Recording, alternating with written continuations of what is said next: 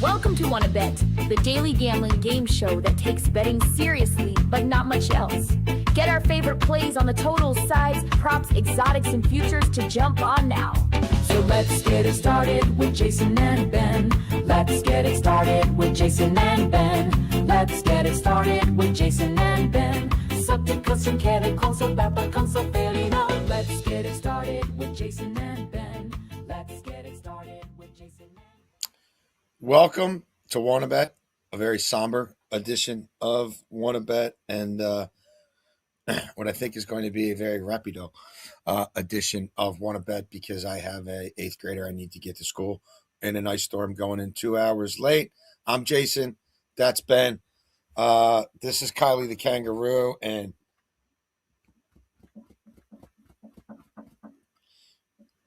she's giving me what I deserve. Yesterday was, I think, unquestionably the worst day I have had gambling since we launched this show May 21st. If I even thought about betting a game yesterday, Betway Ben, if I thought about doing a 10-team parlay and just wrote down the name of a college school that I liked on the money line, that team was inexorably moot. That team, in that moment, whether I got to the window, whether I thought about it ever again, or whether I talked about them on this show, they were skull-effed the moment they popped into my head. That's how bad it was. But I mean, look, it was freaking awful. It was so bad. Beltway Ben, when American fell back behind by 15 in the second half, I stopped watching sports for the night. I knew anything I had touched after Champions League going so poorly, I just knew I was effed. I knew I was effed in everything. College, I knew I was effed. American shooting 26% from the floor in an empty gym in the first half. It was fucking horrible. Absolutely horrible. And so, yeah, that's that. This show is Bob Mould and D. Boone and the Mighty Watt Tower, Mike Watt.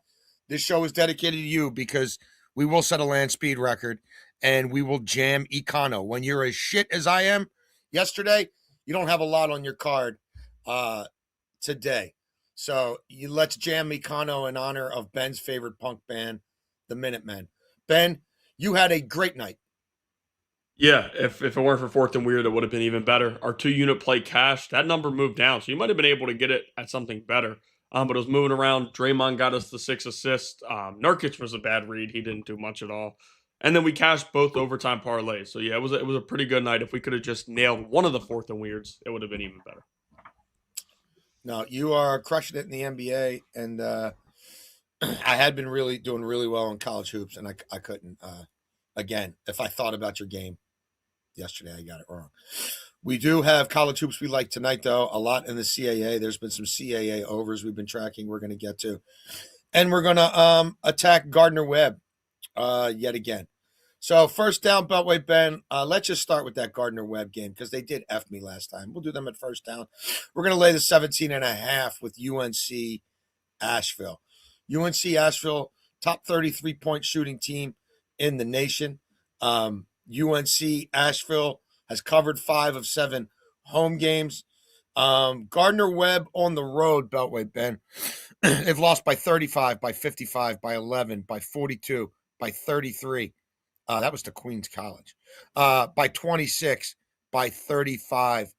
Gardner-Webb, 351st in KenPom offense, 361st out of 365 teams in KenPom defense.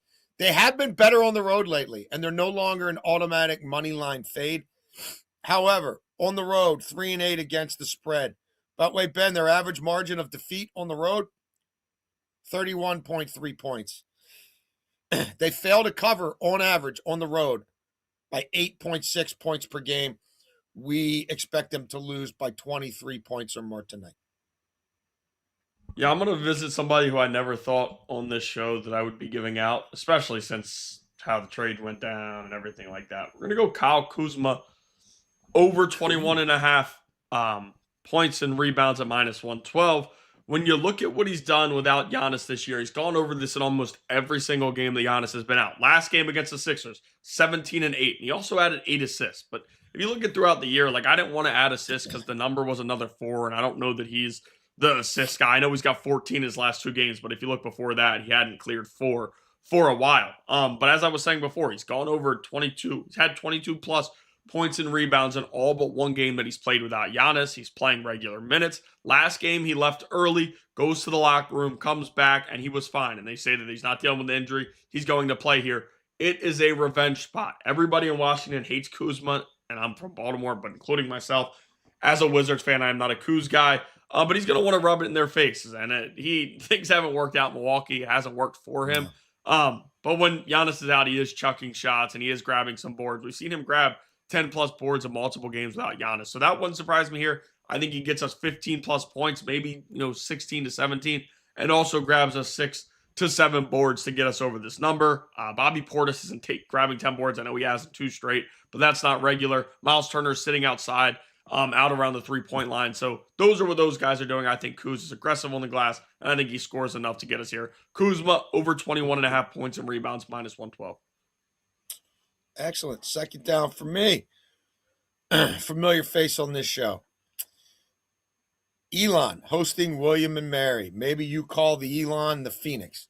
Maybe you're old enough like me to remember when they were the Fighting Christians. Or maybe you've just adopted calling them the Mud Skippers like we have in this house a long time ago. Either way, we think we get at least 168 points tonight with the Tribe at the Mud Skippers.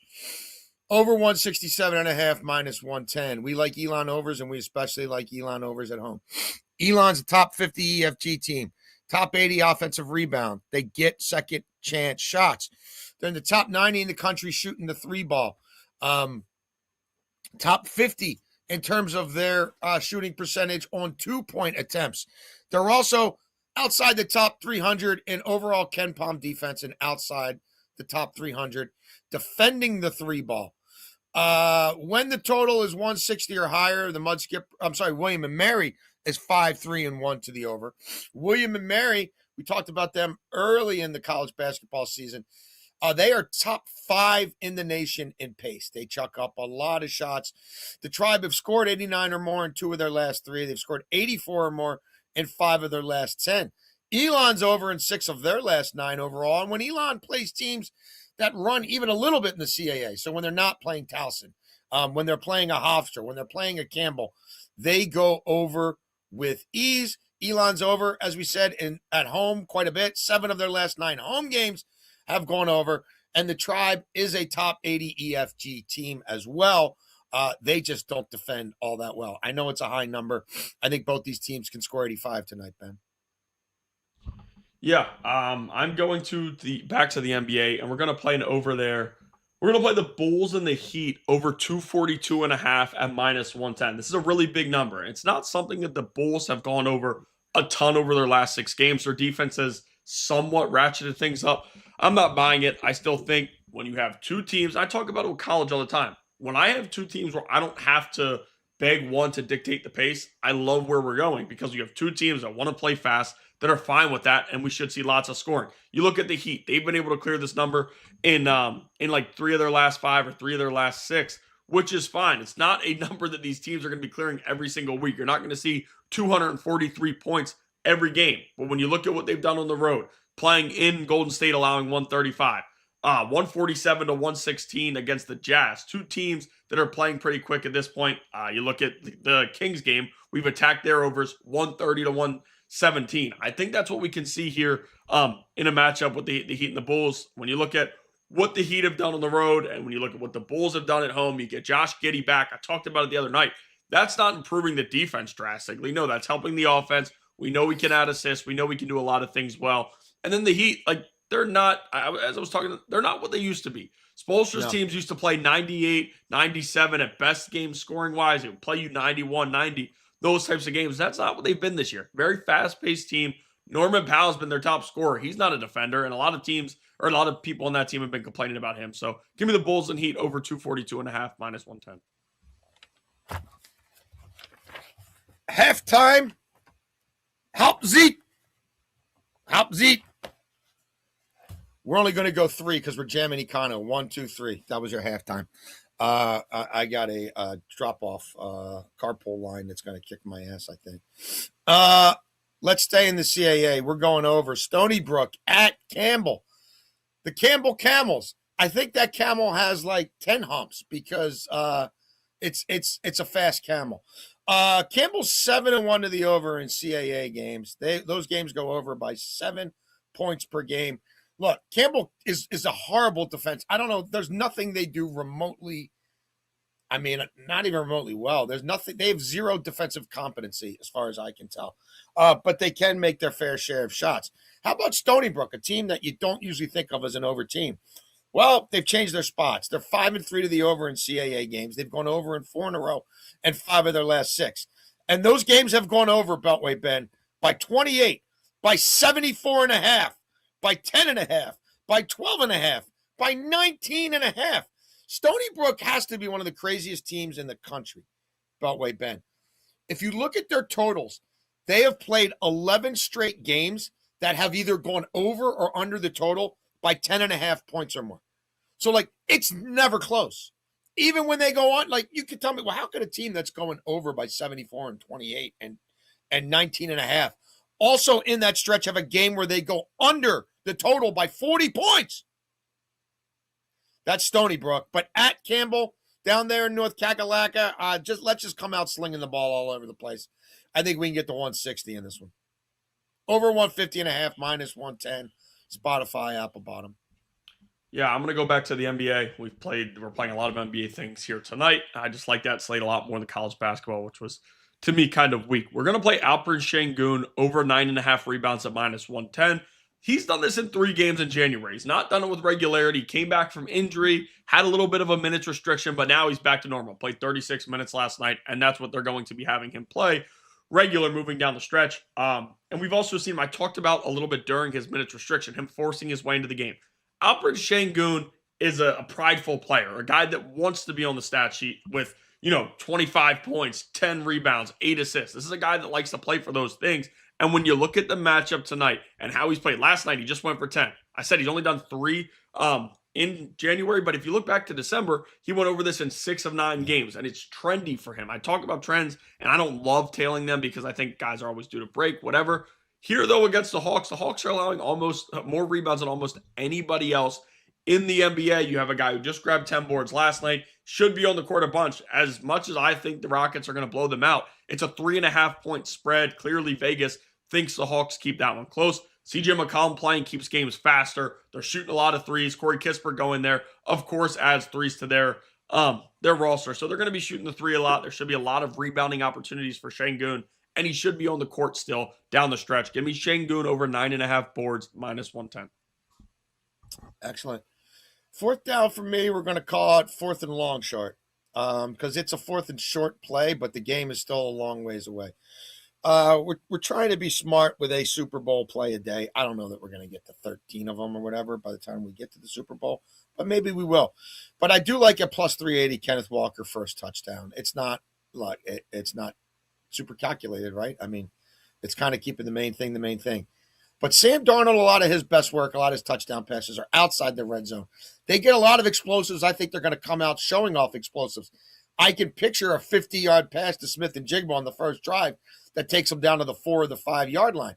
Remember, Charbonnet's out of the picture. Sam Darnold's not a dry finisher. They don't have a fullback they get cute with to finish with. They're not really a tush-push team. It's Kenneth Walker's touchdown to be had. He's been a touchdown machine since Charbonnet went down. I think the last thing they want is a defensive-minded head coach giving Vrabel a pass because Sam Darnold throws an end zone interception. So I don't think this value is going to be there 12 days from now. I think if the Patriots start with the ball, Seattle starts smothering them right away and maybe even gets in May's head and gets really good field position. And you look at the early game scripts from Kubiak, he wants to establish the run. So at almost 4-1, I like it. Look at that, Beltway, Ben. Look at that. 4th and long short. Yeah, I was able What do you to think add, sounds better? 4th and short long? I think 4th and long short sounds better than long 4th and short. long. Yeah. 4th and long short. Yeah. It's almost like you're wearing board shorts or you're wearing long shorts, like jams. You don't know nothing about jams. Long johns? No, the long johns. No, jams were these like super long, stupid shorts that people wore in the 80s that had ridiculous prints all over them. Jams, yeah. Long shorts. OP, Ocean Pacific, those were short shorts. Corduroy shorts. That way, Ben. I like short Could you ever picture yourself in corduroy shorts? Corduroy shorts. Sounds familiar. Are they the short shorts? But corduroy. You know the material corduroy? You probably don't know what corduroy is. No. You don't know what corduroy is. No, I've heard it before, but I'm not. It's also not sure a Pearl Jam song. I would tell you, but I got to get a kid to school. Yeah. We're jamming a cono. Fourth and weird. Michael Porter Jr. over 20.5 field goals attempted at -115. We had success with this 2 nights ago. Last night we get burned with Knipple and Victor Wembanyama. Wembanyama all of a sudden in the fourth quarter wants to start shooting the basketball. Where was that at the rest of the game? But he still cashed our 20-plus points that we needed in that parlay. Here we're going to Michael Porter Jr. over 20.5, and you look at what he's done. He's been able to get over this in a few games this month. 4 or 5 games he's done it this month. We saw him go over it a bunch in December, and we also all know how the season started for him, right? This guy was scoring 30-plus points per game. He's top 18 in points per game. And here he gets a matchup with his former team in the Denver Nuggets. 7.5-point spread, but Denver still without a number of guys with injury. We know who Michael Porter Jr. is. I mean, he's a true shot chucker. When you get shot chuckers, you love playing them because they're going to try to get theirs. And now you're playing against a team who drafted you, who you won an NBA Finals with, and then they traded you away. I think he's going to show up ready to go, which is why we're also going to play 25-plus points at -122. Talked about it. He's only been over this in a few games this month, but back in December, he went over it with regularity. And he's also a trendy guy. Talked about trends, somewhat staying away from them. He scored 30-plus points in 6 straight games earlier this year. I think that's somewhat to what we can get here. We only need 25-plus for a guy that is not playing with any other scorers. And you also have some of the rookies out with injury. They're being held out. Give me MPJ 25-plus points at -122 and over 20.5 field goals attempted. At some point, we're going to have a discussion about the field goal attempts because I don't really think it qualifies as weird anymore. No, I told you when I first started doing it as fourth and weird, it's going to be fourth and weird. I know, but if you do it every day, it started as fourth and weird. I'm not changing it up. Do it at this point. I think it'd be weirder if you didn't have an NBA. No, it will always stick as fourth and weird. It will always be stick as fourth and weird. It will always stick as fourth and weird. It's always in fourth and weird. Yes. Who am I? Look, after yesterday, I can't say shit about shit. I went 2 and fourth and weird, but it's your world, Beltway Ben, and I'm living in it. You and Kylie woke up middle of the night, full panic that Kylie was sitting on my chest, headbutting me. All right, overtime, 4-leg college basketball moneyline parlay. Portland State, Mercer, Northwestern, and Drexel to win. Look, Portland State's won 7 in a row. They're 6-0 at home. They're playing a Montana team that has a lot of issues right now. I like Portland State. Mercer, we've talked about on this show quite a bit. They did finally lose a game the other night, but it wasn't to UNC Greensboro at home, who's coming in tonight. UNC Greensboro, 305th in the country in KenPom ratings. Mercer's going to have too much scoring, too much pace. Mercer wins that game. Look, Northwestern haven't been great. Actually, they haven't been good at all. But they're hosting Penn State, and if they're going to salvage their season, I think it starts now. I think this is something close to a must-win game. They can shoot the 3 ball. This is still Northwestern, a team that's top 60 KenPom offense, top 90 KenPom defense. They've had a brutal stretch of their schedule, but you got to beat the Nittany Lions at home, and I expect them to. And then, look, Drexel's been a covering machine in the CAA. They're facing Hampton. Hampton is like Hampton's game. Hampton steps up every 2 weeks and wins a game that I didn't think they were going to win. But I don't think they're beating Drexel tonight. Plus 249 at the Bet365 is where I played it. I'm going to play 2 same-game parlays in the NBA here, similar to what I did yesterday. We'll start in the late game. The Thunder versus the Timberwolves. Anthony Edwards, 25-plus points. Shai Gilgeous-Alexander, 25-plus points. And Rudy Gobert, 10-plus rebounds, plus 165.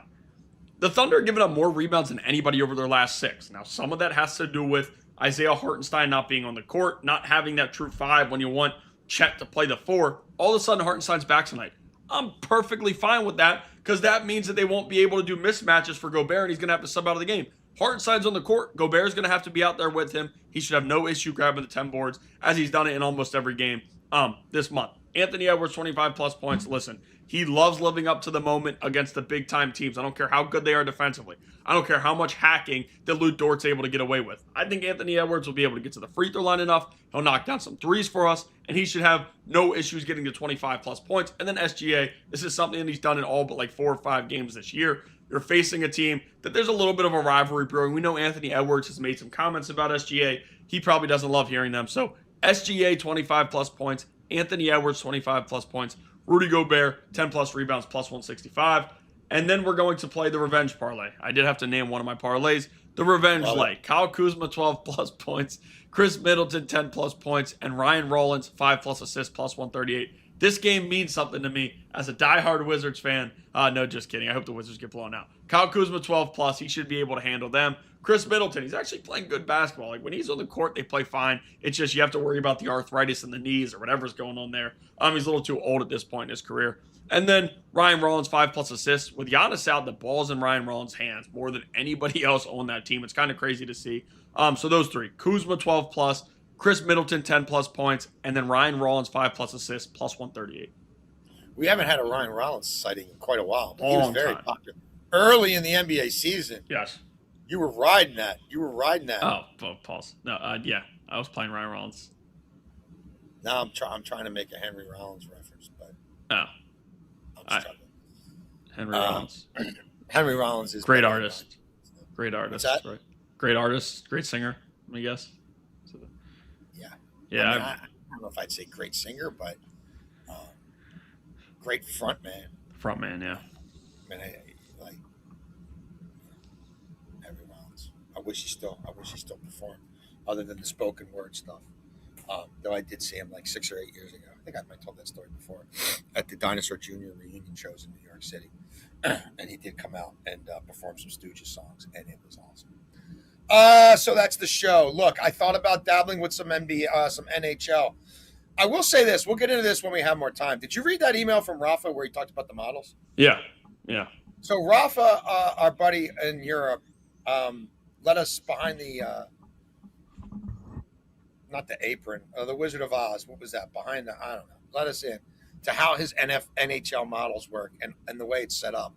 It's pretty brilliant. I actually reread the email 3 times so I could totally understand all the different ways that they have computer models with different sort of leans. Like one leans more aggressive, one leans more passive, one looks more at sort of goalie variants, and how they cross-check each other, and then how the computer basically spits out preferred plays based on those different algorithms every day. And I don't know, maybe we'll get Rafa on the show at some point in time. But he did share some of where his models are going on some of these games, so we'll be tracking that, and we'll probably give you some of Rafa's NHL plays if he's definitely okay with that, which I think he is, but I just want to be even more explicit in our email exchanges about that. You can email us at wannabetwithus@gmail.com. Again, I apologize for yesterday across the board. College hoops, Champions League. It was awful. It was awful. Thanks, Kylie. I needed that. And that's the show. I think 11 tomorrow, right? Beltway Bend, back to normal. 11 Eastern. Back to tomorrow. normal, yeah. And we'll see about the weekend. You want to bet? We want to bet. We do this 7 days a week. Thank you for betting with us.